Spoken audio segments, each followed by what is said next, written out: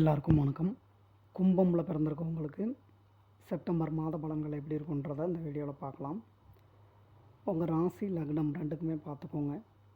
இந்த வீடியோவில் சொல்லக்கூடிய எல்லா பலன்களுமே பொது பலன்கள் மட்டும்தான். இந்த பொது பலன்கள் அப்படின்றதெல்லாம் எல்லா பலனும் எல்லாருக்கும் கண்டிப்பாக நடக்காதுங்க. சில பலன்கள் வேணால் எல்லாருக்கும் நடக்கிறதுக்கான வாய்ப்புகள் இருக்குது.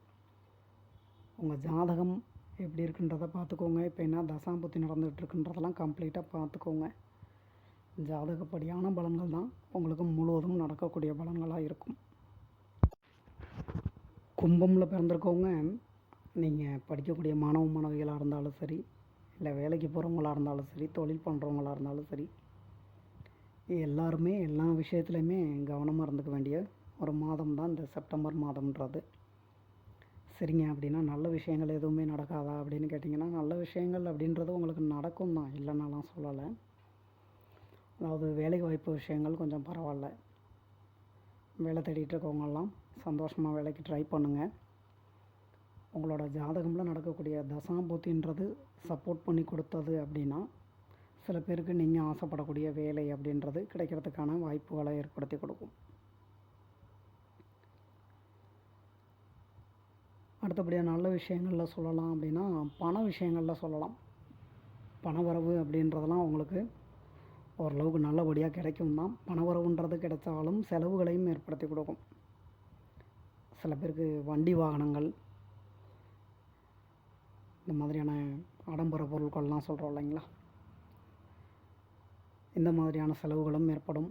சில பேருக்கு எடுத்துக்கிட்டிங்கன்னா எதிர்பாராத செலவுகள், கடன் பிரச்சனைகள் அப்படின்ற மாதிரிலாம் ஏற்படுறதுக்கான வாய்ப்புகள்லாம் இருக்குது தான்.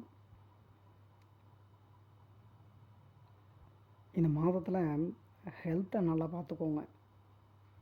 ஏன்னா உடல் நலத்தில் தான் உங்களுக்கு அதிகமான பிரச்சனைகளை ஏற்படுத்தி கொடுக்கும்.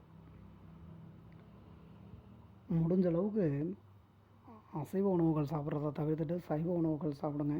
அது உங்களோட ஹெல்த்துக்கும் பெட்டராக இருக்கும், உங்களுக்கும் பெட்டராக இருக்கும். கோபத்தை குறைச்சிக்கோங்க. சின்ன சின்ன விஷயங்களுக்கெல்லாம் பார்த்திங்கன்னா கோபத்தை தான் பெரிய அளவில் கொண்டு கொடுக்கும்.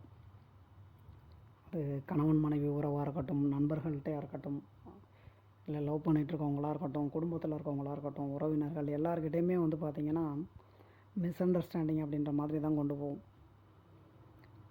அவங்க ஒன்று சொல்லுவாங்க, நீங்கள் வேறு விதமாக அதை புரிஞ்சுக்கிட்டு அவங்கக்கிட்ட போயிட்டு பிரச்சனை பண்ணுற மாதிரி பேசிகிட்டு இருப்பீங்க. இந்த மாதிரி தான் கொண்டு போயிட்டுருக்கோம். ஸோ கோபம் அப்படின்றத குறைச்சிக்கோங்க. இந்த நெருப்பு சம்பந்தமான வேலை தொழிலில் இருக்கவங்க கொஞ்சம் கவனமாக இருந்துக்கோங்க. ஏன்னா அந்த நெருப்பு மூலமாக பார்த்திங்கன்னா உங்களுக்கு கொஞ்சம் சின்ன சின்ன இடையூறுகள் அப்படின்றதெல்லாம் ஏற்படுறதுக்கான வாய்ப்புகள்லாம் இருக்குது தான். அதே மாதிரி தான் வண்டி வாகனங்களில் போகிறது அப்படின்றதெல்லாம் கொஞ்சம் ஓவர் ஸ்பீட்லாம் வேண்டாம், நார்மல் ஸ்பீட்லேயே போங்க. ட்ராவலிங்லலாம் கவனமாக தான் இருந்துக்கணும். அது நீங்கள் எந்த வண்டி வாகனத்தில் போனாலும் சரி.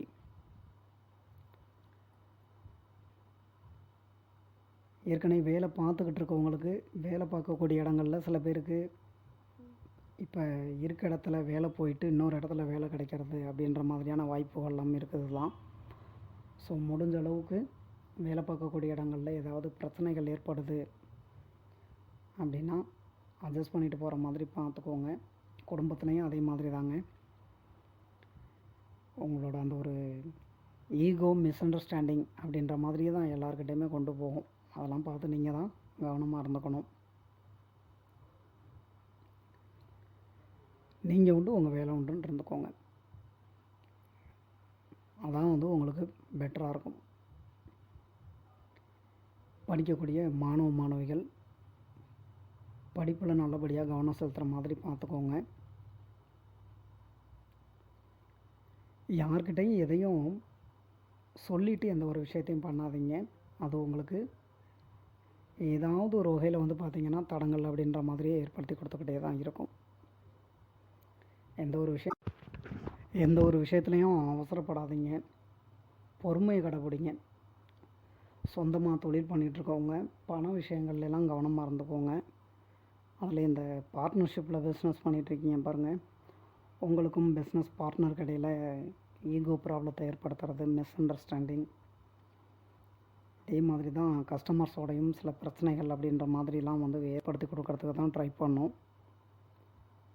ஸோ கும்பமில் பிறந்திருக்கவங்க, நான் ஏற்கனவே சொன்ன மாதிரி நீங்கள் படிக்கக்கூடிய மாணவ மாணவிகளாக இருந்தாலும் சரி, வேலை பார்த்துட்ருக்கவங்களாக இருந்தாலும் சரி, தொழில் பண்ணிகிட்ருக்கவங்களாக இருந்தாலும் சரி, எல்லாருமே எல்லா விஷயங்கள்லையுமே வந்து கவனமாக இருந்துக்கோங்க. உங்களோட ஹெல்த்தையும் பார்த்துக்கோங்க. வீட்டில் இருக்க வயசானவங்களோட ஹெல்த்தையும் பார்த்துக்கோங்க. செலவுகளை முடிஞ்ச அளவுக்கு கம்மி பண்ணிக்கோங்க. இப்போ சொல்லியிருக்க எல்லா விஷயங்கள்லையும் கொஞ்சம் கவனமாக இருந்துக்கிட்டிங்கனாலே ஓரளவுக்கு உங்களுக்கு வரக்கூடிய பிரச்சனைகள் அப்படின்றத தவிர்த்துக்கலாங்க. இந்த வீடியோவில் சொல்லியிருக்கக்கூடிய பலன்கள் உங்களுக்கு பிடிச்சிருந்ததுன்னா என்னோடய சேனல் சப்ஸ்கிரைப் பண்ணுங்கள்.